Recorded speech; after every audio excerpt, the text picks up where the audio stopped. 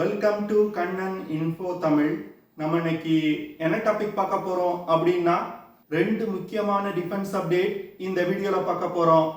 பாகிஸ்தான் சீனாவிடம் இருந்து PL-15 அப்படிங்கிற ஒரு long range air to air மிசைலை வாங்கி தங்கள் விமானப்படையில் இணைச்சிருக்காங்க. இந்த மிசைலை சமீபத்தில் நடந்த இந்தியா பாகிஸ்தான் மோதல்ல இந்திய விமானங்களை தாக்குவதற்கு பாகிஸ்தான் அதிக அளவுல பயன்படுத்தினாங்க. சீனா பாகிஸ்தானுக்கு கொடுத்திருக்க இந்த PL-15 மிசைல்னால 300 கிலோமீட்டர் தூரத்துல உள்ள இலக்குகளை தாக்க முடியும். இந்த சூழ்நிலையில ரஷ்யா இந்தியாவுக்கு ஹைப்பர்சானிக் வேகத்துல பறந்து சென்று இலக்கை தாக்கக்கூடிய ஒரு long range air to air மிசைலை ஆஃபர் செஞ்சிருக்காங்க. அந்த மிசைலை இந்திய விமானப்படையில் இணைப்பது தொடர்பா பேச்சுவார்த்தை நடத்தி வந்துகிட்டு இருக்காங்க. ரஷ்யா இந்தியாவுக்கு எந்த ஹைப்பர்சானிக் மிசைல ஆஃபர் செஞ்சிருக்காங்க. இந்த மிசைல இந்திய விமானப்படையில் இணைப்பதன் மூலம் நமது விமானப்படையோட தாக்கும் திறன் எப்படி அதிகரிக்கும், அந்த மிசைலோட செயல்திறன் மற்றும் சிறப்பு அம்சங்கள் என்ன அப்படிங்கிறது குறித்து பார்க்கலாம்.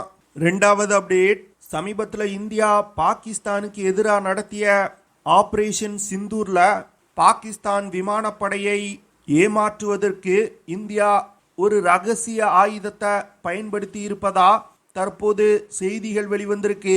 ஒரு முன்னாள் அமெரிக்க F-16 பைலட் ஆபரேஷன் சிந்தூர்ல இந்தியா பாகிஸ்தானுக்கு எதிராக செய்ததுதான் நாம் பார்த்ததுல மிகவும் சிறந்த ஸ்பூஃபிங் அப்படின்னு அவர் சொல்லியிருக்காரு.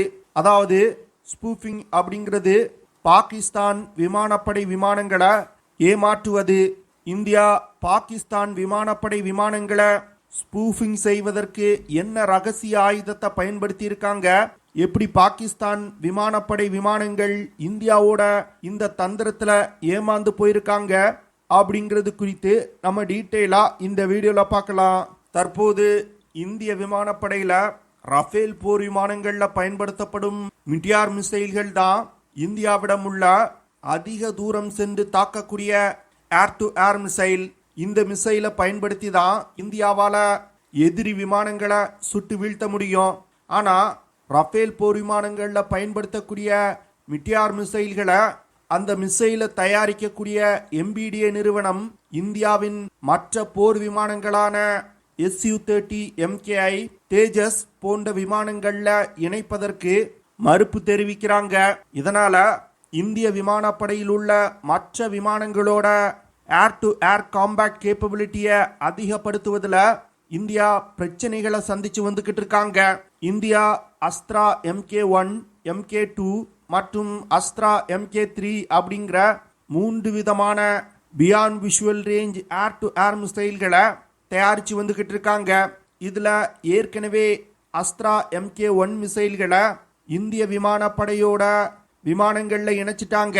அஸ்த்ரா MK1 மிசைல்னால அதிகபட்சமா 110 கிலோமீட்டர் தூரத்துல உள்ள இலக்குகளை தாக்க முடியும். ரெண்டாவதா அஸ்த்ரா MK2 மிசைல் தற்போதுதான் டெவலப் செய்யப்பட்டு வந்துகிட்டு இருக்கு. இன்னும் கூடிய விரைவில் அந்த மிசைல்கள் சோதனைக்கு உட்படுத்தப்பட்டு இந்திய விமானப்படையில் இணைக்கப்படும். அஸ்த்ரா MK2 மிசைல்னால 160 கிலோமீட்டர் தூரத்துல உள்ள இலக்குகளை தாக்க முடியும். மூன்றாவதா அஸ்த்ரா 3 அப்படிங்கிற 300 கிலோமீட்டர் தாக்குதல் வரம்பு கொண்ட ஒரு மிசைலை டெவலப் செஞ்சு வந்துகிட்டு இருக்காங்க. இந்த மிசைலை இந்தியா காண்டிவா அப்படின்னு பேர் மாற்றம் செஞ்சிருக்காங்க. ஆனா இந்த மிசைலை டெவலப் செய்யறதுக்கு இந்தியாவுக்கு சில வருடங்களாகலாம். இந்த சூழ்நிலையில பாகிஸ்தான் விமானப்படை சீனாவிடமிருந்து PL-15 போன்ற 300 கிலோமீட்டர் தாக்குதல் வரம்பு கொண்ட beyond visual range air to air மிசைல்களை வாங்கி தங்கள் படையில் இணைச்சிட்டாங்க. இது இந்திய விமானப்படைக்கு ஒரு அச்சுறுத்தலா பார்க்கப்படுது. சமீபத்தில் நடந்த இந்தியா பாகிஸ்தான் மோதல்ல பாகிஸ்தான் இந்த PL-15 மிசைல்களை இந்தியாவுக்கு எதிராக பயன்படுத்தினாங்க. ஆனா இந்தியானால மிட்டியார் மிசைல்களை அதிக அளவு பாகிஸ்தானுக்கு எதிராக பயன்படுத்த முடியல. ஏன்னா அந்த மிசைல்கள் ரஃபேல் போர் விமானங்கள்ல மட்டுமே பயன்படுத்தப்பட்டு வந்துகிட்டு இருக்கு. இந்த சூழ்நிலையில தான் ரஷ்யா இந்தியாவுக்கு ஒரு மிகப்பெரிய ஆஃபரை கொடுத்திருக்காங்க. அதாவது R37M அப்படிங்கிற ஒரு long range air to air மிசைல இந்தியாவுக்கு ரஷ்யா ஆஃபர் செஞ்சிருக்காங்க. இந்த R37M மிசைல் ஒரு ஹைப்பர்சானிக் மிசைல்.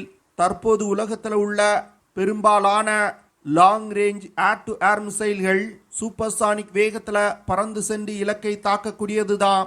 ஆனா ரஷ்யா இந்தியாவுக்கு ஆஃபர் செஞ்சிருக்க R37M மிசைல் உலகின் தலை சிறந்த beyond visual range hypersonic missile.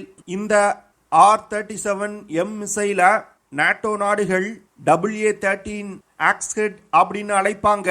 இந்த மிசைல இந்திய விமானப்படையின் Su-30MKI, MiG-29, தேஜஸ் போன்ற விமானங்கள்ல இணைப்பதற்கு இந்தியா திட்டமிட்டிருக்காங்க.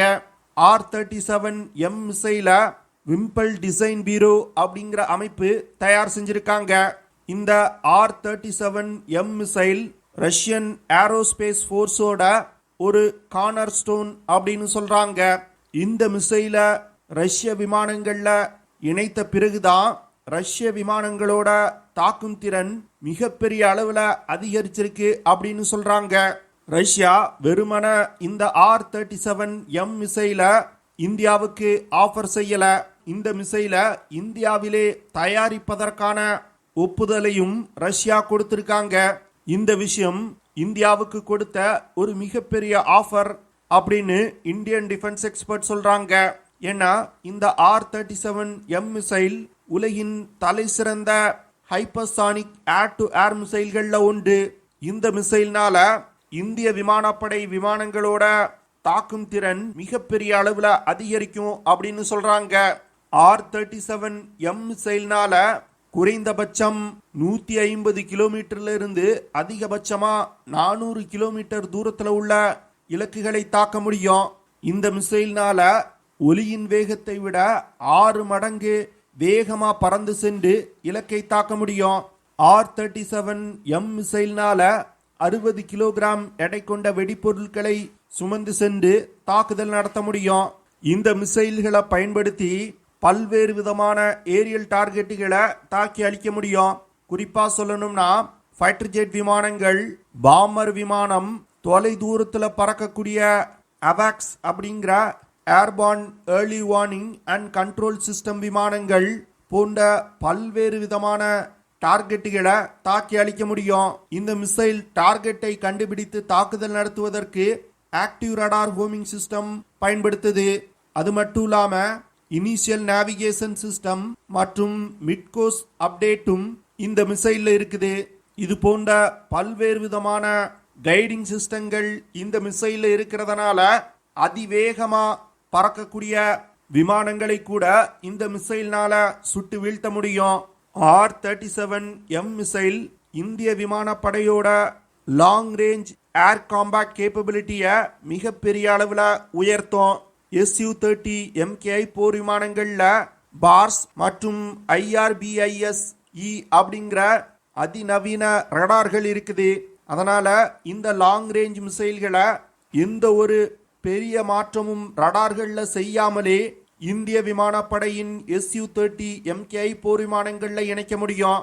இந்த மிசைல்கள் மட்டும் இந்திய விமானப்படையில் இணைக்கப்பட்டால் தற்போது பாகிஸ்தான் பயன்படுத்தக்கூடிய PL-15 மிசைல்களை விட இந்த மிசைல் அதிக தூரத்தில் உள்ள டார்கெட்டுகளை அதிவேகமா பறந்து சென்று தாக்க முடியும். இதனால இந்திய விமானப்படைக்கு பாகிஸ்தான் விமானப்படையை விட ஒரு மிகப்பெரிய அட்வான்டேஜ் கிடைக்கும். இது போன்ற அதிக சக்தி கொண்ட மிசைல்களை இந்திய விமானப்படை விமானங்கள்ல இணைப்பதன் மூலம் தேவையில்லாம அதிகமான விமானங்களை இந்திய விமானப்படையில் இணைக்க வேண்டியது இருக்காது. ஏன்னா இருக்கக்கூடிய விமானங்களோட தாக்கும் திறனை அதிகரிக்கும் பொழுது இந்தியாவால குறைந்த விமானங்களை கொண்டே மிக சிறப்பா செயல்பட முடியும். அது மட்டும் இல்லாம ரஷ்யா இந்த R37M மிசைல இந்தியாவிலே தயாரிப்பதற்கு ஒப்புதல் கொடுத்திருக்காங்க. இதன் மூலமா இந்திய டிஃபென்ஸ் நிறுவனங்கள் மிகப்பெரிய அளவுல பயன்பெறுவாங்க. அது மட்டும் இல்லாம ரஷ்யா R37M மிசைலோட தொழில்நுட்பத்தை இந்தியாவுக்கு கொடுக்கறதுனால இந்தியாவால Astra Mk3 மிசைல் டெவலப்மெண்ட்டையும் வேகப்படுத்த முடியும். ரஷ்யா சமீபத்தில் S-500 ஏர் டிஃபென்ஸ் சிஸ்டத்தை இந்தியாவில் தயாரிப்பதற்கு ஒப்புக்கொண்டிருக்காங்க. தற்போது இந்த R37M மிசைலையும் இந்தியாவில் தயாரிப்பதற்கு ஆஃபர் பண்ணியிருக்காங்க. அதனால இந்தியா இந்த 2 ஆஃபர்களையும் ஏற்றுக்கொண்டு இந்தியால இந்த அதிநவீன ஆயுதங்களை தயாரித்தால் இந்தியாவோட டிஃபென்ஸ் இண்டஸ்ட்ரி மிகப்பெரிய அளவில் வளர்ச்சி அடையும். வரும் காலத்துல பல நாடுகள் இந்த ஆயுதங்களை இந்தியாவில் இருந்து இறக்குமதி செய்வதற்கு வாய்ப்பு இருக்கு. சமீபத்துல இந்தியா மற்றும் பாகிஸ்தான் விமானப்படைக்கு இடையில் நடந்த மோதல் தான் உலகத்துல நடந்த மிகப்பெரிய 2 விமானப்படைகளோட நேரடி மோதல் அப்படின்னு சொல்லலாம். இந்த மோதல்ல இந்திய விமானப்படை மிக சிறப்பா செயல்பட்டதா அமெரிக்காவுடைய F-15E மற்றும் F-16 விமானங்களை இயக்கிய ரியான் போடன்ஹைமர் அப்படிங்கிற விமானி சொல்லியிருக்காரு. இந்திய விமானப்படை பாகிஸ்தான் விமானப்படைக்கு எதிராக ஸ்பூஃபிங் மற்றும் டிசப்டிவ் டாக்டிக்ஸை ரொம்ப எஃபெக்டிவா இந்த யுத்தத்துல பயன்படுத்தி இருக்காங்க அப்படின்னு ரியான் சொல்லியிருக்காரு. அதாவது யுத்தத்தோட தொடக்கத்துல பாகிஸ்தான் நாங்க இந்தியாவோட 7 ரஃபேல் போர் விமானங்களை சுட்டு வீழ்த்திட்டோம் அப்படின்னு சொன்னாங்க. ஆனா யுத்தத்தோட முடிவுல பாகிஸ்தான் எந்த ஒரு ரஃபேல் போர் விமானத்தையும் சுட்டு வீழ்த்தல அப்படிங்கிறது தெரிய வந்திருக்கு. ஆனா எப்படி பாகிஸ்தான் 7 விமானங்களை சுட்டிட்டோம் அப்படின்னு கிளைம் பண்ணாங்க அப்படின்னு நீங்க நினைக்கலாம். இதுதான் இந்தியா செய்த ஸ்பூஃபிங் மற்றும் டிசெப்ஷன் டாக்டிக்ஸ். அதாவது ரஃபேல் போர் விமானத்துல எக்ஸ்கார்ட் அப்படிங்கிற ஒரு டோடு டீகாய் சிஸ்டம் இருக்குது. இந்த டோடு டீகாய் சிஸ்டம் ஆர்டிபிஷியல் இன்டெலிஜென்ஸ் தொழில்நுட்பத்தை பயன்படுத்தி இயங்கக்கூடிய உலகின் தலை சிறந்த டோடு டீகாய் சிஸ்டம். இந்த டீகாய் சிஸ்டம் தான் பாகிஸ்தான் விமானப்படை விமானங்களை ஏமாத்தும் விஷயத்துல ரொம்ப சிறப்பா செயல்பட்டிருக்கு. இந்த எக்ஸ்கார்ட் டோடு டீகாய் சிஸ்டம் 30 கிலோகிராம் எடை கொண்டது. இது விமானத்தோட பின்புறத்துல விமானம் பறக்கும் பொழுது ஃபைபர் ஆப்டிக் கேபிள்ஸை பயன்படுத்தி டிப்ளாய் செய்யப்படும். இது விமானத்தோட சேர்ந்து தொடர்ந்து பறந்து கொண்டே இருக்கும். விமானத்துல இருந்து 100 மீட்டர் தூரம் வரைக்கும் ஃபைபர் ஆப்டிக் கேபிள்ஸை எக்ஸ்டெண்ட் செய்து எக்ஸ்கார்ட் டோடு டீகாயை டிப்ளாய் செய்யலாம். இந்த எக்ஸ்கார்ட் டோடு டீகாய் 500 வாட் பவர் கொண்டது. இந்த டீகாயை பயன்படுத்தி இந்தியாவால எதிரிகளோட ரடார்களை ஜாம் செய்ய முடியும். எக்ஸ்கார்ட் டோடு டீகாய் 360 டிகிரி கவரேஜ் கொண்டது. அதனால எந்த திசையிலிருந்து விமானம் பறந்து வந்தாலும் அந்த விமானத்தோட ரடார்களை ஜாம் செய்ய முடியும். இந்த எக்ஸ்கார்ட் டீகாயோட மிகவும் முக்கியமான சிறப்பு அம்சம் அப்படின்னா அது கோஸ்ட் டார்கெட்டுகளை உருவாக்குறது தான். அதாவது இந்த டீகாய் ரஃபேல் போர் விமானத்தோட ரடார் கிராஸ் செக்ஷனை காப்பி செய்து உண்மையாகவே ரஃபேல் போர் விமானங்கள் போன்று பல்வேறு விதமான எல்யூஷன் கோஸ்ட் டார்கெட்டுகளை உருவாக்கும். இந்த டார்கெட்டுகளை எதிரிகள் உண்மையான விமானங்கள் அப்படின்னு நினைப்பாங்க. இந்த இல்யூஷன் டார்கெட்டுகளை நோக்கி அவங்களோட மிசைல்களை லான்ச் செய்வாங்க.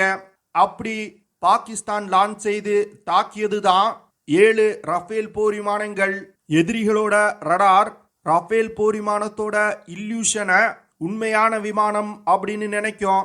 அப்போ அவங்க ஏவக்கூடிய மிசைல்கள் இந்த கோஸ்ட் டார்கெட்டுகளை நோக்கி சென்று பயனில்லாமல் போகும். இதன் காரணமாக தான் பாகிஸ்தானுடைய PL-15 மிசைல்கள் உண்மையான விமானம் எது, எக்ஸ்கார்ட் டீகாயால் உருவாக்கப்பட்ட கோஸ்ட் டார்கெட் எது அப்படிங்கிறத கண்டுபிடிக்க முடியல. இதன் காரணமாக தான் PL-15 மிசைல்கள் இந்தியால பல இடங்கள்ல வெடிக்காமலே கண்டெடுக்கப்பட்டிருக்கு. ஏன்னா அந்த PL-15 மிசைல்கள் ரஃபேல் போர் விமானங்கள் அப்படின்னு நினைச்சு இந்த கோஸ்ட் டார்கெட்டுகளை துரத்திட்டு இருந்திருக்கு.